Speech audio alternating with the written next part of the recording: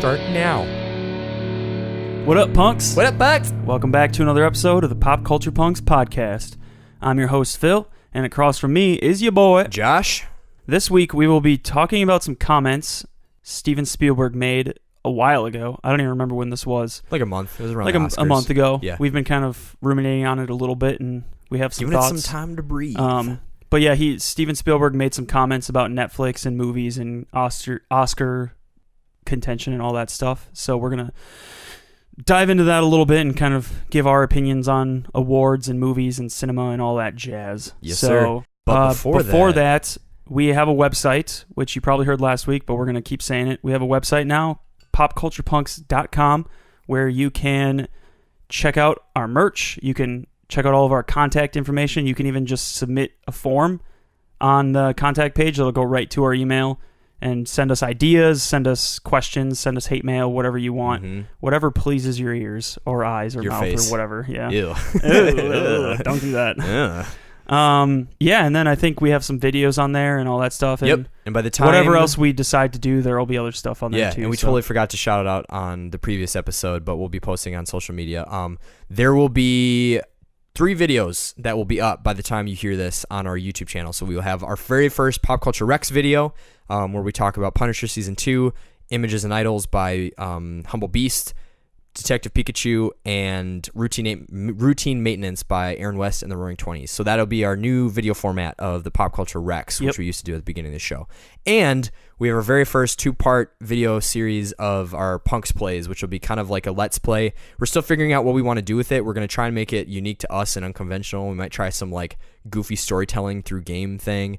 We may be doing a top 10 games of all time series and doing that and actually like playing through and deciding based on like general discussion what are the best games of all time and playing through those.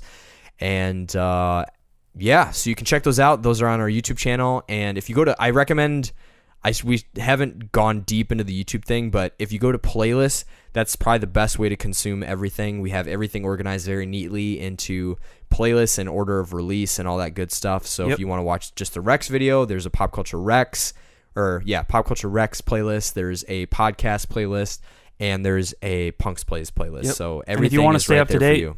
Give us a subscribe on YouTube, so it'll show up right in your subscription box. Yep. So again, popculturepunks.com. If you'd like to submit any info or thoughts or questions or suggestions, you can go to the contact tab. All the links to all the destinations are right there on the drop-down menu. It also has the live feed for all our episodes, so our episodes go live every Monday at noon. That will have them right there, and we have direct links to all of our merch and everything. So if you want to go support the show by buying a mug or buying a shirt, you can go right to the merch tab. It has direct links to the Redbubble and Threadless stores there that you can go to, or there's a scroll wheel that has all the different images with t-shirt mock-ups if you'd like to base on that. Click on the image, click on the link, sends you right there to that shirt. Yep. All right. Now that that's out of the way, I will set the stage. So for people who don't know, we will be diving into what we're gonna. The episode. We apologize. The episode title, as I'm thinking about it, sounds very clickbaity and like Spielberg v Netflix, but I think it's like accurate in how the discussion has happened. However, it is not meant to be inflammatory, as we'll kind of dive into the details of what's going on.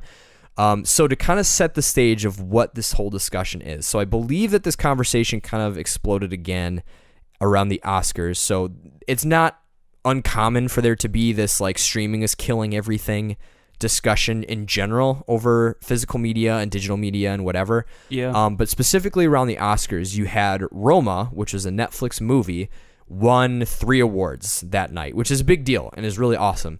But Spielberg, who is a part of the Film Academy and is like very prestigious, obviously, in the industry with all the fantastic films that he's made, had said that he doesn't agree with, essentially, this is being specific, so you might have heard other things. We would ask respectfully that you kind of disregard those, because I think a lot of people have misrepresented Spielberg and have kind of overblown what the actual discussion is, and they've kind of almost had like a weird like anti-old perspective discussion on this. So what actually the discussion is about is Spielberg's coming from the perspective that right now there are rules in place where in order to be eligible to receive an Oscar award, your film needs to spend a total of 1 week in a Los Angeles like theater, essentially, during the calendar year of like the next award show for it to be eligible. And Spielberg feels that if you're with the way budgets and movies work and the theater going experience is, he feels that that stretch of time should be longer. So instead of just 1 week, it should be 4 weeks that films should have to be. So if like Netflix puts out another standalone movie, and if they want it to be eligible for the Oscars, in Steven Spielberg's perspective, it should have to be in theaters, including the Los Angeles thing, but it should be in theaters for 4 weeks, not 1 week. So that's essentially what the conversation was. It wasn't that Netflix sucks and like you don't like streaming and all this stuff. It wasn't as old man shaking his fist at the sky as people kind of made it seem. Yeah, it was very much, he just feels that the awards, to be eligible for these awards and just kind of the prestige that comes with like the Oscars, there should be a more strict timeline that these films have to be in theaters. Because essentially, when you look at like budgets and stuff, you have these films that put in a lot of time, energy, and money that, and this isn't to justify, it's just kind of like where he was coming from. It sounded like is that a week is almost like laughable, like it should be 4 weeks for a company that's trying to actually be competitive in the film industry. Now, what ended up happening after that is there were some comments that were said kind of ambiguously by Netflix. And so Netflix responded to, and so that first article where I'm pulling all of that is from The Atlantic. So essentially they did like a Spielberg versus Netflix. That's kind of where the inspiration for this title came from.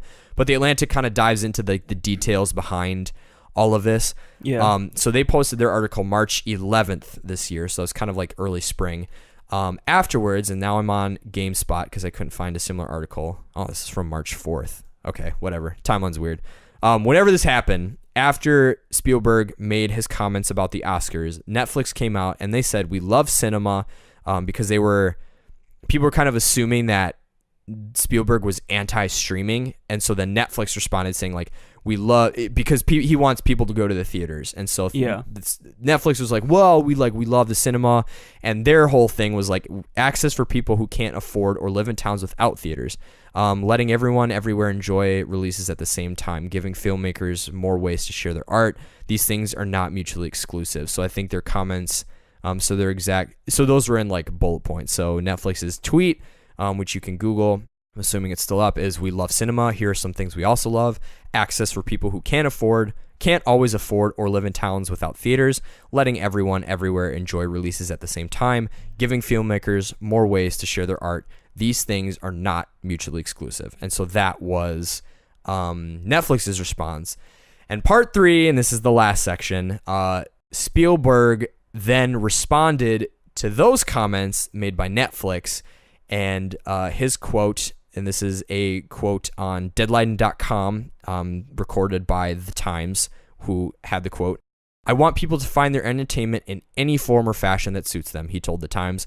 "Big screen, small screen, what really matters to me is a great story, and everyone should have access to great stories." He then added, "However, I feel people need to have the opportunity to leave the safe and familiar of their lives and go to a place where they can sit in the company of others and have a shared experience, cry together, laugh together, be afraid together, so that when it's over, they might feel a little less like strangers. I want to see the survival of movie theaters. I want the theatrical experience to remain relevant in our culture." So that is the whole timeline of the discussion. There's probably a lot of information that I've like missed, or like little details and things that we didn't dive too deep into. But our discussion more is to kind of break down into really kind of, as we were like talking about and prepping right before, like realizing that like this really wasn't what people made it out to be, which is equally as frustrating as kind of like, that the discussion that was had is essentially like, screw Steven Spielberg. He doesn't like streaming, and like he's just an old crotchety guy. It's funny because it seems like people's responses is the fact that they're equating eligibility for awards with like legitimate, like quality, legitimacy. Yeah, like right. Just because. So, for example, if Spielberg got his way and Netflix couldn't put as many movies in the Oscars or whatever, well, and let's for know, whatever reason, for 3, he's asking for 3 additional, that they'd have to basically be in a theater for a month. Yeah, so if we assume that's too like much, 1 month, and Netflix can't put movies anymore for some reason, that doesn't mean the movies that Netflix is creating are any less good. Right. Like he's not advocating that we get rid of streaming or that we get rid of other modes of enjoying entertainment and movies and stuff. It's more his opinion seems to specifically hinge on the fact that he thinks the movie going experience is integral to the award process for some reason. Yeah. So I don't know, like some of these comments you posted on here, I don't know what other comments were like, but yeah, I feel like people are equating awards with like legitimacy. Yes. And that's probably part of the problem, but yeah. So I thought this was funny. So I was just kind of digging through because I was like, what's the discussion? And if you're interested in what people interpreted this whole conversation as being, just Google Spielberg versus Netflix and read the comments, and it's pretty fascinating. But on the GameSpot, posted by Mr. Bojangles25, he said, Netflix is not a threat, it's a challenge. And you don't deal with challenges by crying to mommy and asking to change the rules. You deal with challenges by beating them at your own game.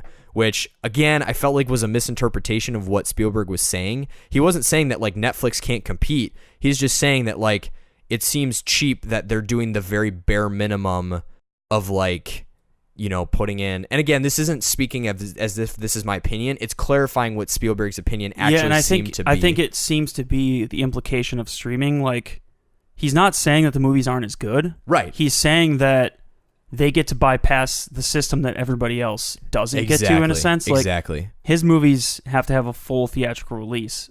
So he's like, so what about indie films or something? Like Netflix, or what about like a Sundance film? They can't do that, so they're not eligible for Oscars because... And essentially, it's almost like he's almost kind of picking at Netflix of being... So there's an interview that he did. I can't remember with the British newspaper that he did it with, but I think that's one of the places that I was able to find. I scoured for like where these comments were that he actually said, and I think in the conversation, what's fascinating that he didn't allude to is that like none of these other places alluded to is that he frames the whole conversation in that interview, at least that one that I watched, which I'm assuming is the one that all these news sources are referencing, is he says like, what's awesome about Netflix is that they're making middle budget stuff. He's like, Hollywood doesn't do middle budget anymore. So you have great stories that could probably get told that are dying on the cutting room floor because people want to make, he literally says, people in bigger industries, they want to make another, he doesn't say this verbatim. They want to make their big money hits. Right, with things that have already been established successes. Yep. So he's like, so they're going to make 15 sequels and they're going to make... Which is evident because when you look at movies... Right, and you look at... Yeah. Right, like look at what Disney has done with like releasing live action Aladdin, live action Lion King, live action this. Like they just make sequels and make new stuff. And so his point is, you know, like streaming services are fantastic because they're letting people make... You know, you have like low budget stuff, but then you get these like middle and all these middle range. Exactly. You get like these stories. middle range things that Hollywood would not make itself. And so it's fascinating that I almost think that there should be more pressure. And this is going to be kind of fun because I think we're going to be kind of shifting. My opinion is even shifting as I'm thinking about it of like, I'm actually in his favor in a sense to this degree that it's, if they're trying to make, well, maybe I'm not in his favor. I honestly... Assuming that awards have to be a thing, I would be in his favor, but I think his opinion invalidates Oscars in a sense because he seems to be implying that you need to have the money or the finances to. So if we're assuming that the Oscars are like an actual good judgment of quality of like storytelling or directing or producing, right? Then the qualifications shouldn't matter about how long it's been in the theaters. Mm-hmm. So him advocating for more time almost acknowledges that the Oscars aren't about actual film quality. It's more about it's about being a part of the Academy. It's about being prestigious, like the community in a sense. So he seems to be revealing that fact, which I think nobody really is in denial about. Right, that the Oscars are kind of just like a back-patting club. Like but then when you get a movie like Roma or something that wins stuff, you're like, oh, that's kind of cool because like these smaller creators can get in and actually like win stuff. Right, and so like. It's an interesting response because it's not necessarily wrong, but it acknowledges that the Academy is less about celebrating creativity and celebrating like good filmmaking and more about like having prestige. Yeah, like I have this statue because I have participated in the process. And I met the weird rules of having my movie in LA for a week. Like so, like I get his opinion because like. I do think the theater is an important part of the movie-going experience. There's a reason I pay so much money for tickets every time a movie comes out, but it doesn't seem like it needs to be like tied assuming that we want awards to be more like an objective, actual judgment on what is an good. actual judgment Yeah. of like quality in movie making, Mm-hmm. then it doesn't seem like that should be a requirement. And I don't know exactly why it's a requirement, other than like they probably just had like, let's just do a week. Every movie is in for a week. Like that's easy. I could see. So what my opinion was going to be is that like Big movie theater. Right. You know, my opinion was going to be, when I was previously thinking through, I think I'm just ditching it and retracting it. But essentially it's kind of like, well, is this like a gatekeeper movement, or is this like, it almost feels like I almost don't agree with Spielberg, because with that 1 week, that's maybe the only amount that a Sundance budget film could afford to get their film in. So it's almost as if he's like asking for an elevation to like bring in medium movies, you know, so like Netflix and Hulu budget movies, but then probably at the expense of Sundance films or like indie films that couldn't afford that. Yeah. Which is that's a whole nother discussion, because then it's like, well, could they afford it anyway? Would they actually even win? And then it's like, well, who's judging what? Are the Oscars actually even an objective criteria? And I think that's the sad part is, from my perspective, I don't think these awards are a legitimate way of I mean, I don't care. Telling, you know, like, but I know plenty of people who only watch like Oscar movies. Really? Like they look at, I know a ton of people who like specifically go to the 10 movies that were in contention, and they watch all those, and that's like their bread and butter. Wow. And I feel like there's a lot of people like that, because makes sense, especially in pop culture. Like, aside from awards, like where do you figure out what to watch? Yeah, like how do I know how not to waste my time? For sure. And you know, if you watch an Oscar movie, you're not wasting your time. Someone because thought it was awards, good. Yeah. Because enough people thought it was good. Mm-hmm. But because of that, there are probably plenty of movies out there that just couldn't make the cut, that could have won, or that could have been in contention, that just like didn't meet the requirements, or couldn't afford to have their movie in theaters. And it's kind of like Netflix is almost making that avenue possible. Mm-hmm. And maybe because of Netflix, we don't need the Oscar. Like, the Oscars can be separate now from like deciding whether or not something's good, because if you just go on Netflix and you're buzzing for a movie and you see, oh, this one's got whatever their rating system is now, this one 98% of people like this movie or something, then people can just click on it and go. They don't need to say like, oh, this movie got 3 Oscars, I'm gonna watch it. Right. And so maybe they're breaking down the barrier between awards and quality. I don't know. But yeah, and that's fascinating, because I think even from the perspective of like, I honestly hate awards. And I hate them specifically because it's subjective. It's people with subjective opinions making what are like quote unquote objective decisions on like what is the best. And it's great when I agree with them, but it sucks when I don't. Yep. And I think at the end of the day, it's like, I love the fact, because I think Into the Spider-Verse won Best Animation Oscar, or or whatever. Great, I totally agree with the Academy. But then, you know, it goes to some other movie and it's like Best Action or Best whatever, and this movie wins. And I'm like, that's bullcrap. Like, they just picked it because it had this person in it, or like this. It's almost more of like a political or social club kind of. So to me, that's the reason I hate awards, is like, and I think that's where I would push back with Spielberg, and I think maybe this is where we can carry the conversation forward, of like one of the other things that I think people didn't actually pay due is that, like, and this was actually one comment that I think did, and this was in the it was a response to, so it was part 3. So when Spielberg said, like, you know, I love streaming, I love all this stuff, I think it's great for storytelling. I just think that like people should be allowed, people need to have access to go to the theaters to see movies, because that's a way for us to connect on a human level. I think that's totally accurate. I do not think that's accurate in 2019 depending anymore. on who you are. So I've never really had a negative experience at the theater, but I know plenty of people. This is me personally, and I have 2 fairly recent example. One really recent example, and it's my father, my poor pop, and then my own personal example from something. And I think one of the frustrating things that I totally agree with Spielberg, but I don't. I think it's absent. It speaks of an absent. He's not grounded in reality. He's mischaracterizing the experience, right? Because what he describes as the theater going experience, he and his family like go, and it's a great blast because he can probably go to these prestigious places or whatever. But like, my poor dad like waited a week and a half to see Endgame, and some a-hole teenagers came into the theater, shouted a major spoiler, and walked out.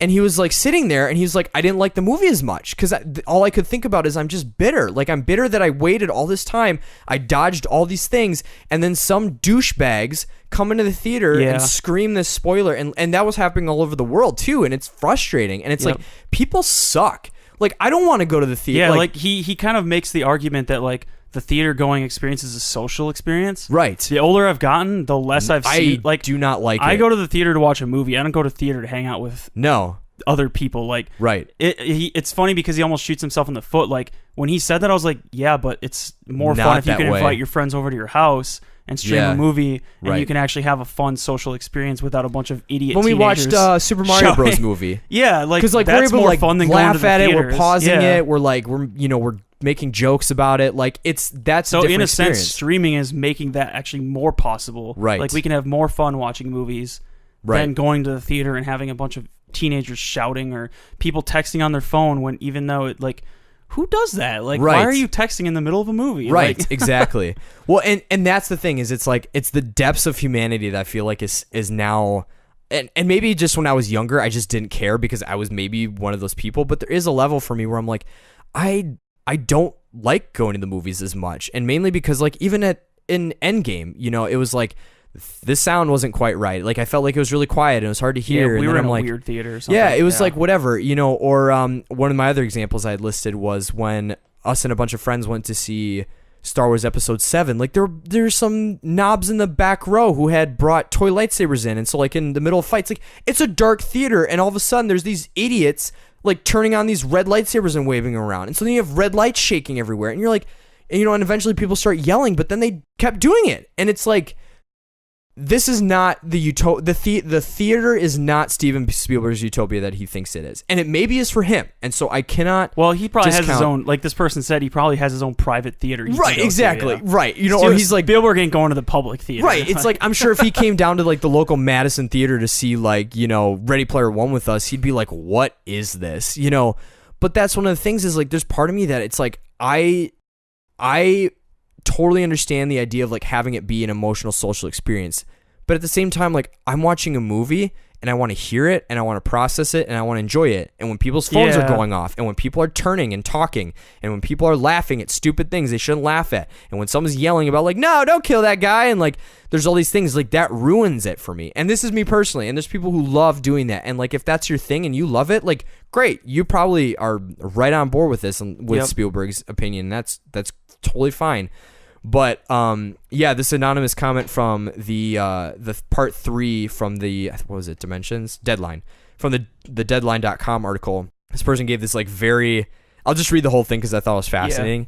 So this guy said, or this person said, when was the last time Steven saw a movie in a public theater? If I had a private movie theater with a private audience, I would also always love going to the movies. Sadly, visiting public theaters in nearly all countries is a horrible experience. The rude talking audience members, the cell phone use, texting, web surfing, etc. It's horrible. With 25-inch TVs costing $800 at Costco, why on earth would someone bother to spend hundreds of dollars taking the family to see a movie while getting a crappy experience? I don't care how many surround speakers are in the theater and how many lasers are on the projector. If people won't shut up talking through the movie and using the phone and texting, it's just not worth it. Plus, most movies are so damn loud anyways. Honestly, why in God's green earth does a movie have to be so damn effing loud? I just thought that was funny.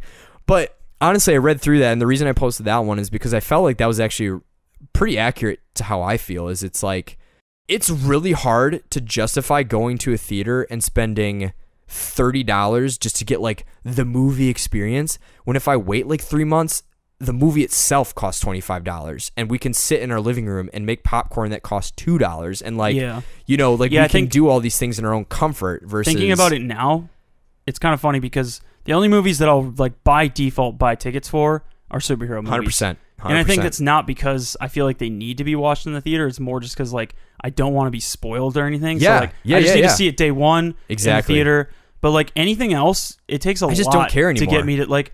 You have it on here like Blade Runner was one where I was like, I need to see this in the theaters. Or Star Wars, I want to see it in theaters because I know it's going to look cool on the big screen and have cool sounds. That is going to be more immersive from what the type of film that is. Exactly, and I think, but by and large, like it takes a lot for me to want to like just go see any old movie. Like I'm not really a movie goer. I'm curious, kind of person. Why is that for you? Because I know for a lot of people, it's like, well, it just costs money, and there's angry teenagers who keep texting, and like those are all default good reasons. But I'm curious, and I'm sure a lot of people feel that way too. But yeah, I'll be honest. What is it for you?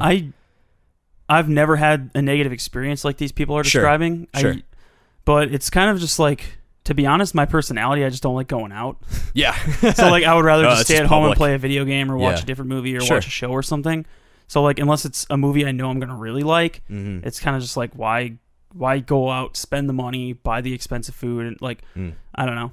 But like, for example, I saw the 3 Lord of the Rings films in theaters, and that was one where I was like, because when you think about movies, like, these directors are not directing these movies for your living room TV screen. Like, they're directing them probably with like massive movie theater screen in mind, like best sound you can buy in the business, and kind of like designing this whole movie around this experience. And so there's certain movies where I'm like, I need to see this in theaters. So like, when they re-screened The Lord of the Rings in HD in the theater, I was like, absolutely, I'll pay to go see those, because like, I didn't get to see them the first time. Yeah. And it's just, it was not the same as seeing it in the living room. Yeah. And I think for me, it's like, it's about the immersive experience, and I can totally see where like, if this crap is happening, it just takes you out of it completely. Like, you see somebody texting, or kids won't stop talking, or like, oh my gosh, some guy keeps yelling, or like some wisecracker is in the movie like, oh, don't do it. You're like, just be quiet. Like,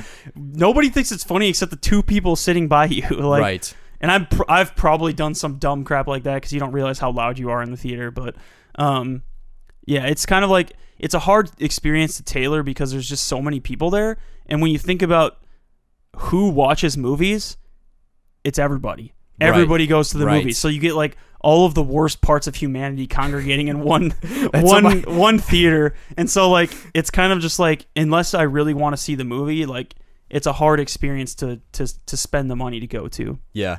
I'm going to try and find the text from my dad sorry, my phone is trying to do the screen cap and the mic's in the way. My dad texted me like after he had seen all right, this is the text string from my dad that I get. So May 4th, just finished Endgame, had some idiot kids yell out that Iron Man dies just as the movie was starting. I now know why people were beating up folks who were telling spoilers to those in line. And I was like, oh, that sucks. I'm sorry. Hopefully that didn't fully ruin the experience. He's like, I'll have to tell you about the whole experience sometime. Some lady was hacking up a lung during the first part of the movie. There was a drunk guy who sat next to grandma. I was pretty fed up with humanity last night. He's like, I spent most of the movie wondering if this was when he dies. Liked the movie, but didn't love it. Suspect all the distractions were the reason. And so for like, and that's a very specific like nightmare case study. Like like when we saw and I saw John Wick, when you have one happen. bad experience, you notice everything. Exactly. At that point. You're like, brooding. This person's breathing. Like, I can't take it anymore. But no, but like, and I think that's the hard part is like, I totally agree with Spielberg in the sense that I remember as a kid, it was a huge deal when me and my buddies in middle school, like, we stayed up all night the night before Revenge of the Sith episode 3, right? I think so, yeah. Like, I remember being a kid and like staying up. We stayed over at my friend's house the night before, and we had gotten tickets like a week early. And that was before you did that normally. Like, that was before they had before assigned seats. Exactly. Like, it was like episode 3 just came out on PS2, and my friend had got it, and he also had Battlefront 2, and we had like plastic lightsabers, so we had like a lightsaber fight in his living room. Like, we as kids were immersed in that franchise, and that was a huge deal. And so going and seeing it in the big screen, like, that was validation. Like, that was like, this is freaking awesome. Like, there was a level of like, I almost feel like the theater has lost its like childlike luster for me. And I wonder if maybe that's where I agree with Spielberg, but I would bracket my 24-year-old self highly disagrees with him, but my like 10-year-old self absolutely 100% absolutely agrees with him. Because I think it's a problem with the theater itself. It's not the experience that's the problem, or it's not the theater that's the problem. It's the people. Yeah, like, the people are kind of ruining the experience that are supposed to be part of the experience. Which is why it's almost more fun to go see a movie like 2 or 3 weeks after it's been out. Exactly. Because like, I went to see John Wick 3. Oh, it was amazing. There was like 3 people in the theater. Yeah, it was amazing. Yeah, it was and so you're just chill like, and so. This is dope. Yeah, like, this is how the theater should be. Like, yeah, no, which is for real. the opposite of what Spielberg is saying though, because it's like, my ideal experience is I'm alone in the theater. Right. Like there's nobody else there except me. No one's texting. No one's doing whatever. No one's texting. No one's talking. I'm just there like with a big grin on my face about how amazing this movie is. Yeah. Like, so I don't know. And that's a good point, because I think of like times that I've gone to see things recently. I've seen them way later, and it was fantastic because there was no one there, and it was so much less distracting, and it wasn't as like obnoxious, and I loved it.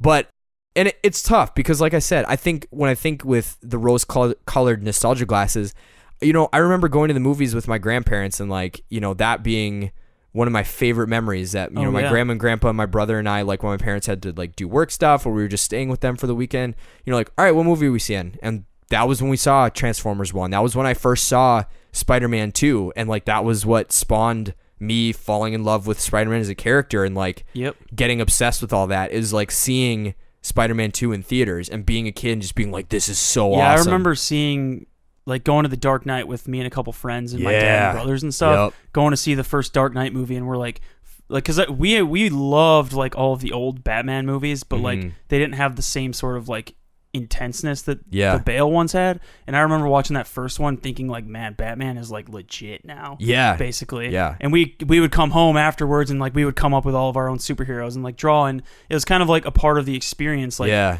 you and your friends are all immersed in this whole experience. But now I feel like as I've gotten older, it's more like I just want to go for like the actual like movie going experience, like to see the movie the way it was meant to be seen and heard without all the people. Like I'm not going there to hang out with people or to like, and I feel like it's kind of like flipped its reverse. So definitely I don't know what Steven Spielberg's experience is at the movies. I would be fascinated to see. I feel like he probably has his own theater that he can just the dude's got call him up and be like hey, I want a private viewing tonight, and he'll go to the theater. Or he's got one built at his mega mansion that he probably owns. Like and maybe he doesn't. I don't want to assume, because there are I don't know what the qualifications for that are, because how would he get the reels for all these like new movies? But I mean, he's probably got connections. Even so, it's like like I said, I think he isn't an old man shouting at the sky. I think he's a romantic shouting at the sky. I think that's a better qualification, because I think he has this romantic view of how things should be. Like, he almost reminds me of people who are like, well, there shouldn't be DLC and loot boxes, or like there shouldn't be DLC and there should be day one updates, and there's all these things where it's like, I understand. Remember when we didn't have to download day one updates? Remember when games were bad and they were just bad and they didn't fix them? Remember? Like, so it's tough, because I think it's just everything he says. I think with this certain perspective and a certain experience, and if that is your reality, he's 100% correct. But if he's like the general populace, he's very, very, very far from how it actually is. Probably by and large, people's experience at cinema is negative. Yeah. Because everybody I've asked about movies, they're always like, I'm always like, what'd you think about the movie? They're like, there were some kids talking behind me. Or like, it's always like some extra It's never about the movie. It's not the movie, it's the experience. Yeah, that's definitely. bad. And I'm like, what is the point of all this? Yeah, right. Can I just get a private theater? Right. Well, and I think that was one of the things that it seemed like in his video interview that he did, like one of the things that he's afraid of is the theater experience going away. And I think to a certain level, like I totally agree. Like I love going to the movies. That's such like Gloria and I are doing this thing in our office where we went to 4 of our favorite spots in Madison, and we're like putting photos up in our office, and I'll take a picture of it and post it on Twitter or something at some point. But one of the ones I did is we went to the Point Cinema, or the Palace Cinema in Sun Prairie, and I took like a cool photo. I'll have to show you after this, but I took like a cool photo of like the theater at night, and it's like, all the illumination. It's like, I remember that as a kid. Like I remember, and I still finally remember walking out of Infinity War, with you and Evan, and was Zach with us? I want to say Zach was with us. Maybe he wasn't. But like I remember all of us walking out of that theater and and Gloria and I and you and Evan and just being like, oh my gosh, like that, like the experience. Like I don't think I would have had the same reaction coming out of my living room and like walking into the bathroom, peeing, just being like, wow, what a movie. Like it's not the same. So I think there's absolutely a place for the theater, but I think what's hard is like, and granted, I think Netflix gotten a little bit on their soapbox of like, we want people to afford. It's like, okay, but you keep raising your prices every year like D-bags. Like, get out of here with your high horse. But they are right. Like, to a certain extent, like, it's hard. Like in this current climate, we are super fortunate to have as much access to media as we do, and we can go on Netflix and there's like 500,000 movies that we can watch. Some of them are amazing, some of them are really terrible, and you never want to look at again. But like there is a level of access that like I didn't have that as a kid, and I'm sure that would have been a huge benefit for my parents when I was 10 if they would have been like, all right, we don't have to go to spend $30 at Blockbuster to get 2 movies. Like, especially for families. Yeah, exactly. Like there is a level of like, I totally do understand that, because it's freaking expensive, dude. Like when you boil it down, and like, for Gloria and I, like, and I'm sure you, like young married, like we're very fortunate in like what we do make, but there's a level of like, it's hard to justify Imagine spending having 2 $30 kids and having to go see and then you every throw Marvel movie, every Disney movie, every Pokemon. Like right, yeah, it's freaking pricey. Yeah. And that's discounting the fact that if you have any other hobbies that you invest in. And so then when I think of like, when Black Friday is our big movie buying day, and I can get 15 movies for like $60, which would have been like what I would have spent, for 3 movies in theaters just to get the theater experience, it's really hard to justify. And I think for a long time there wasn't that competition. And I think that's the thing. I don't think it's an experience competition. I think it's a value competition. And I think the discussion was it's like everyone's dogpiling on Spielberg of like, well, you don't know what you're talking about. It's just my 80-inch TV is just as good and blah, blah, blah. And I'm like, I don't discount that, but I think he's right to a certain degree.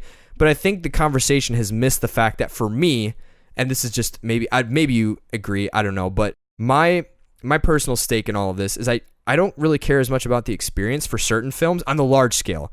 I think certain movies, I had to see Blade Runner 2049 in theaters. I have to see Star Wars in theaters. I have to see every Marvel movie in theaters. Everything else, I'm like, eh. But I think mainly it's because it's a value. I'm going to get Brightburn on DVD, but I don't want to pay $15 to go see it in a theater. Like when I can spend 15 2 weeks after it launches on Blu-ray and get an HD version, like it just isn't valuable to me.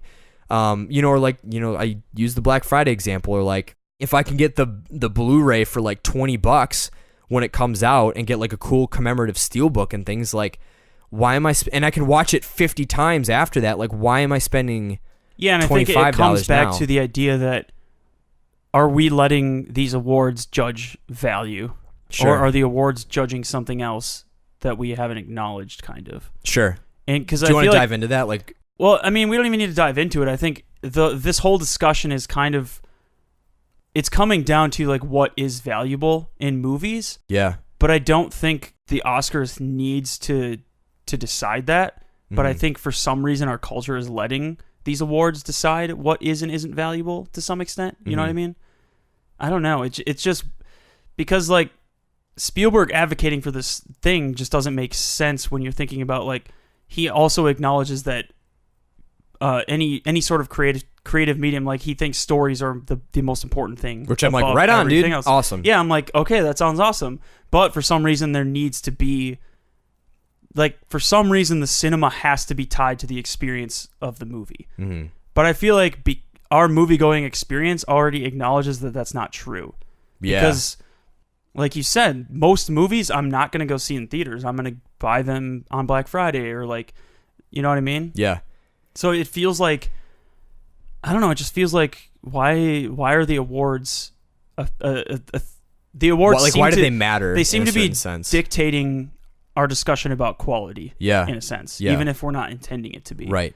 So, well, I'm fascinated because I know we were kind of tiptoeing of whether or not we should have that discussion. We still have about like 20-ish minutes before we hit that hour mark, but I'm curious for you. So I am not going to pretend to be like, I love movies. I've majored in communication arts and had to make a short film, and like I love all of it. And so, but of everything, and if this comes to like games too, I just don't like awards and stuff. And I think specifically, and I think to me they're not valuable because it tends to be that the decisions come down to not necessarily objectively, like here's a certain level of criteria, here are the things that we think objectively fit that. Because I could see things being like, yeah, well, I didn't play that game and I didn't personally like it, but like everything that they're saying is true. It's objectively true. Like God of War had an objectively good story and it had objectively good mechanics and it was objectively the best game of the year or whatever.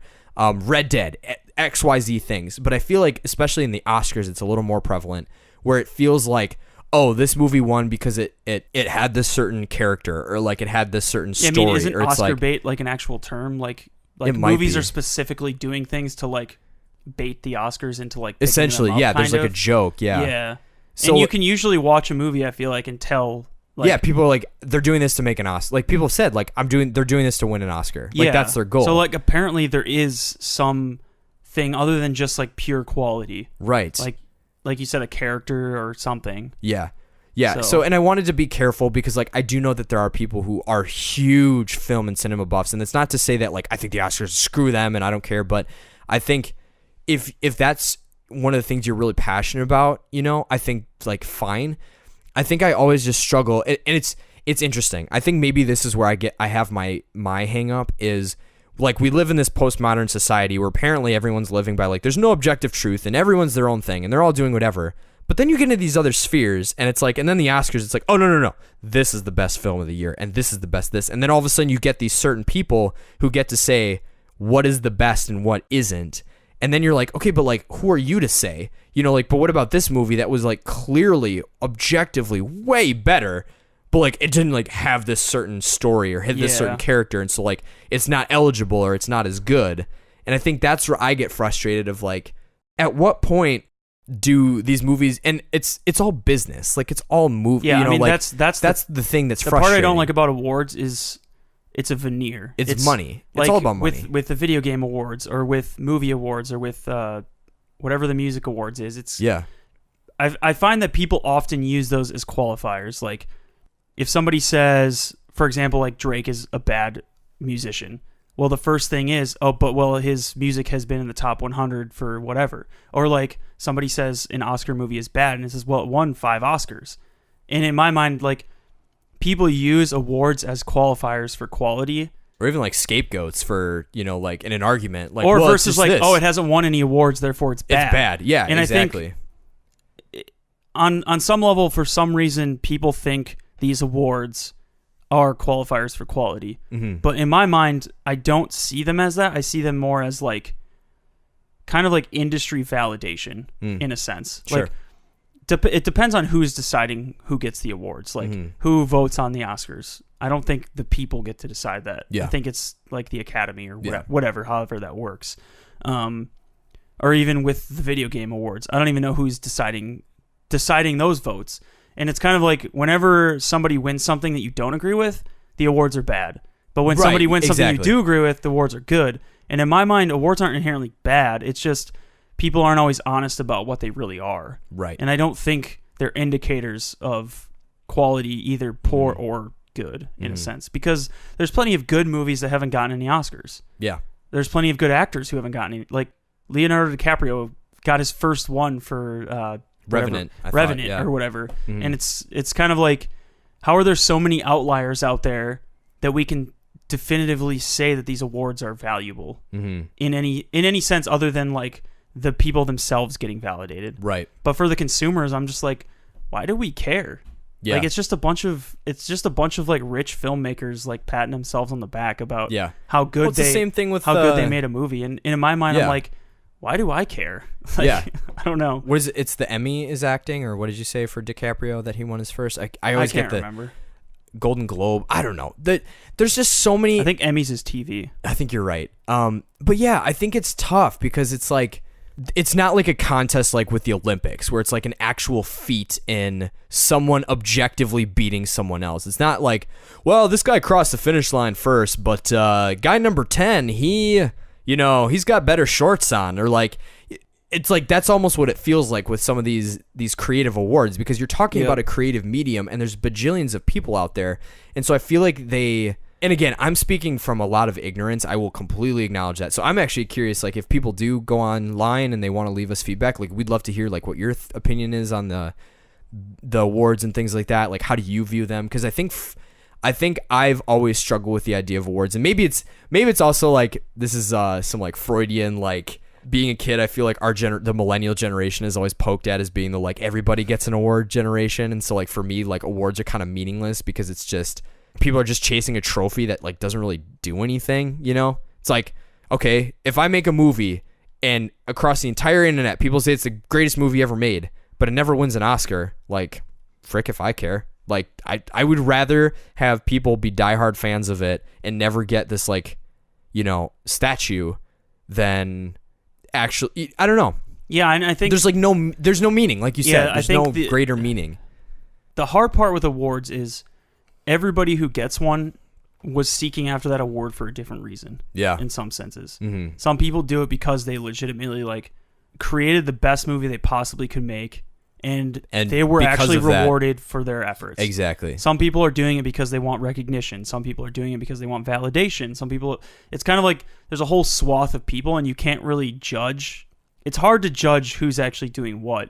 And so then, in the same vein, it's kind of like, why should I care who's getting awards for anything? Yeah. I think it is important to have awards for succeeding. So, like, in the writing field, you have, like, competitions you can enter, and, like, you could, like, comics has the Eisner Awards and stuff, and it does give people who are creating things a chance to be celebrated. But I feel like with awards like the Oscars, because of how big they are, it almost became, at least from my perspective, this is just like a consumer perspective. Yeah. It has become just kind of like this weird spectacle that's more about showboating and more about, like I keep saying, patting people on the backs than about, like, celebrating creativity and celebrating the medium of filmmaking or the medium of directing. You know what I mean? Because I feel like with something small like comics, they have the Eisners. And whenever somebody I read gets an Eisner, I'm like, man, that's cool. Like, I'd love to do that someday. And not because I need a trophy or because of whatever, but it's kind of like, it's validation that your work means something to a group of people in a sense. Yeah. But I feel like the Oscars is just so big that it doesn't feel like it means anything to us small people. Yeah. In a sense. That's interesting. And I think there is a part of me that's just punk when it comes. Exactly. Like, I don't need this. Like, I personally don't like awards. I don't like, if I won an award, I'd be like, this is cool. But I personally don't like the idea of seeking out awards. With creativity, I think it should be, like, quote unquote, like, art for art's sake sort of mindset. And maybe I'm wrong. I don't know, but that's just my opinion. And so awards kind of rub me the wrong way a lot of the time.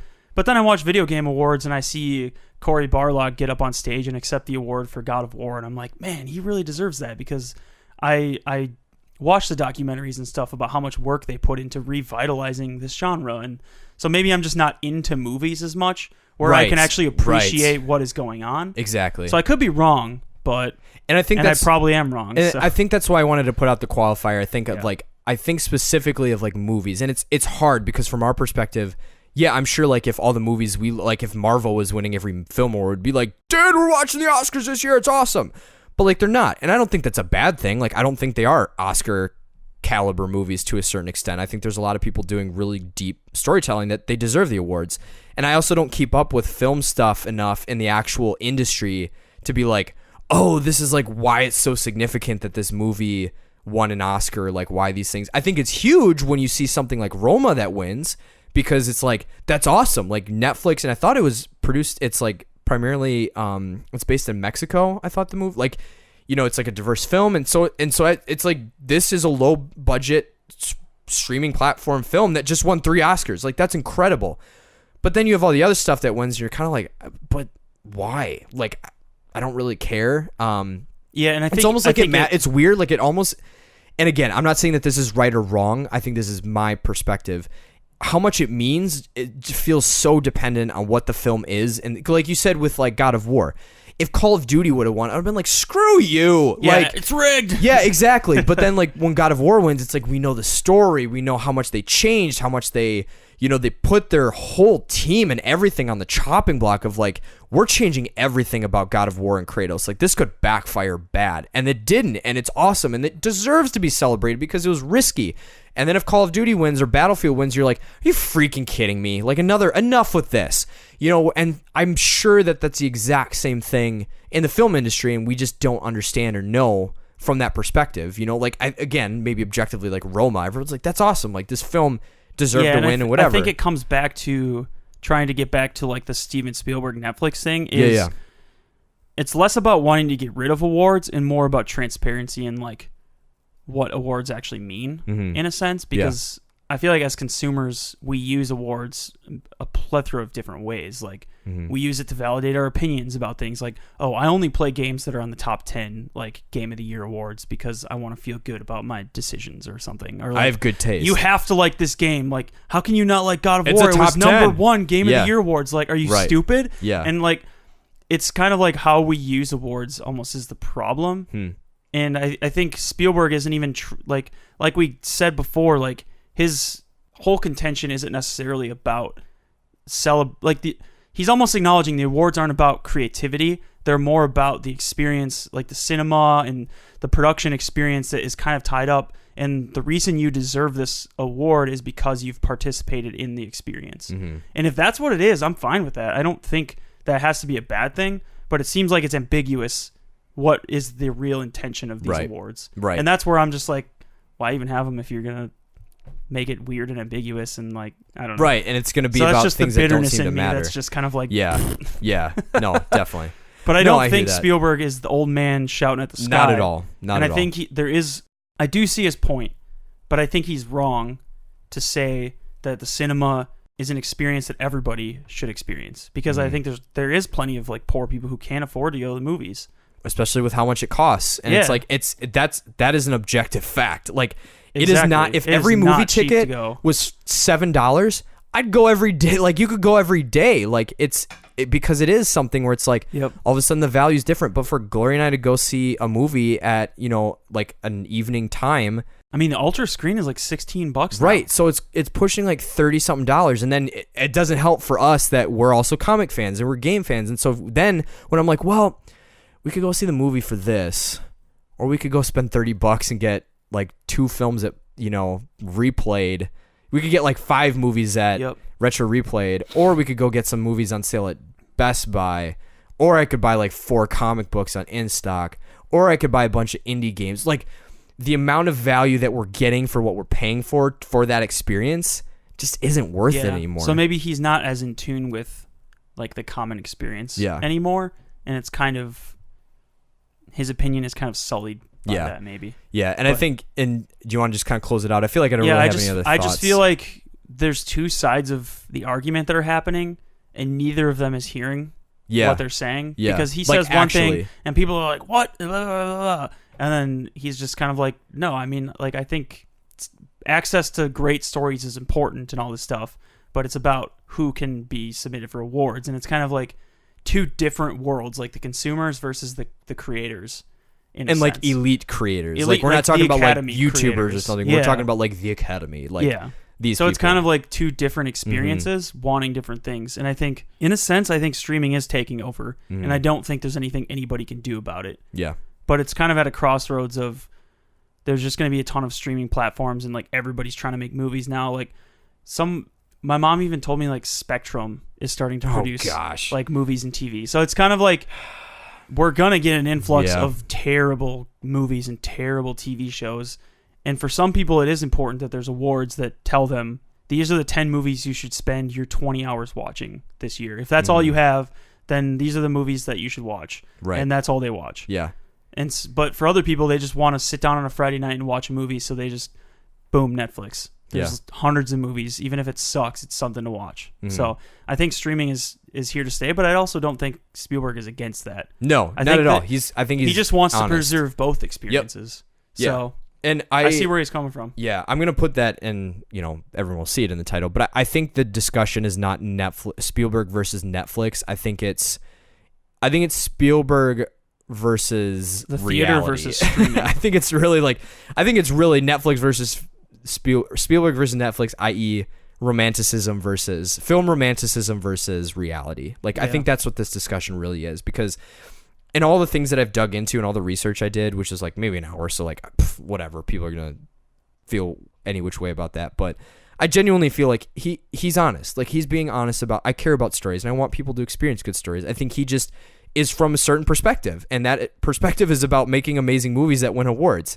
And so like, it's not wrong for him to want that, but I think if he's trying to speak on the behalf of the consumer, which I don't think he's doing, but as the consumer, I think all the consumers are freaking but I think the consumers are freaking out about the wrong thing. Like, I don't think he's calling for Netflix and Hulu to die. I think he's just saying Yeah, they're There's a lot acting of like stuff. he's advocating for banishing all of these movies Right, from Netflix. exactly. He's more saying, I want stricter rules for awards. For specifically not for the Oscars. creativity. Right, Yeah. exactly.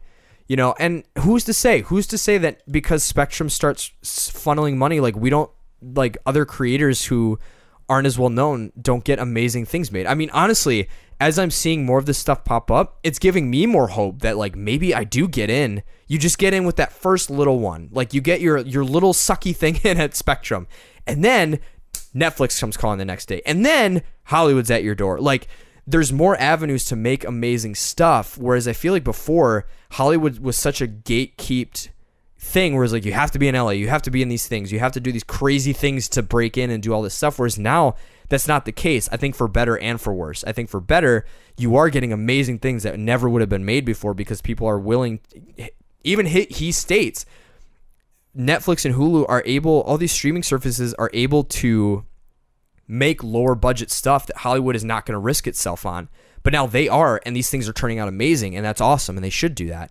And I think that's great. But then there's equally like, and this is also in Hollywood too, so I don't think he's out of the woods on this, but that also means that there's a lot of really sucky stuff that's going to get made. And I think that's another plague in Hollywood that he's not being honest with, is that there is trash. There's a lot of trash, and there's a lot of trash that makes it into those awards too. Yep. And I think like when people are comparing all these things, it's like, well, I think consumers just need to like stop listening to all these outside voices and just like take it all with a grain of salt.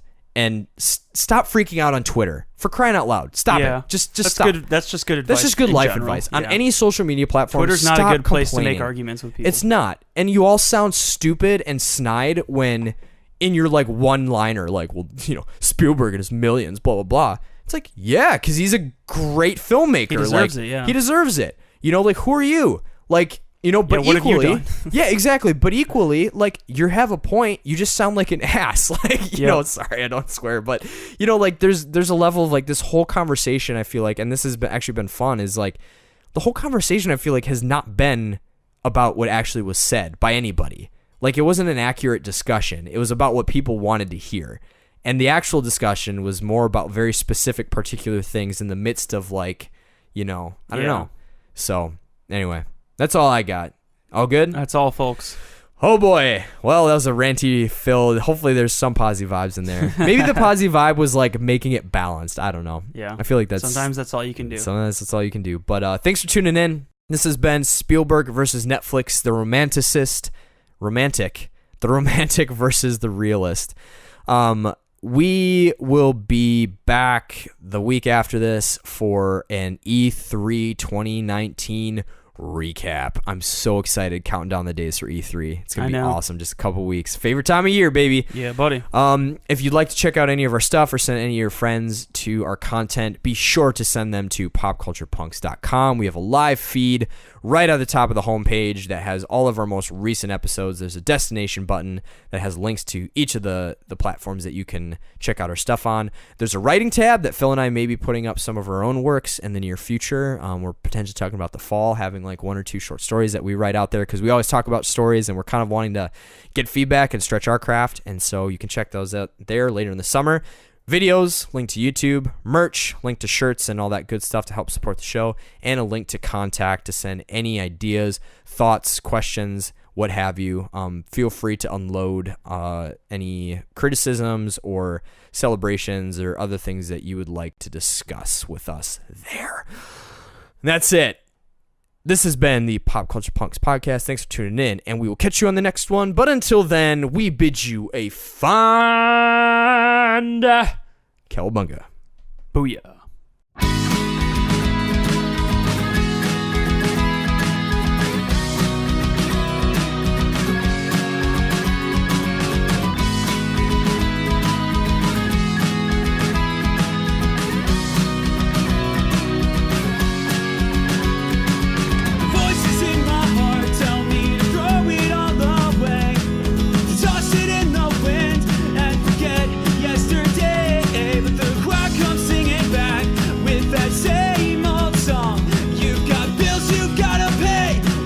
Job security, but I've been dreaming about packing it all up, cause the war in me just won't relent till there's nothing left but dust.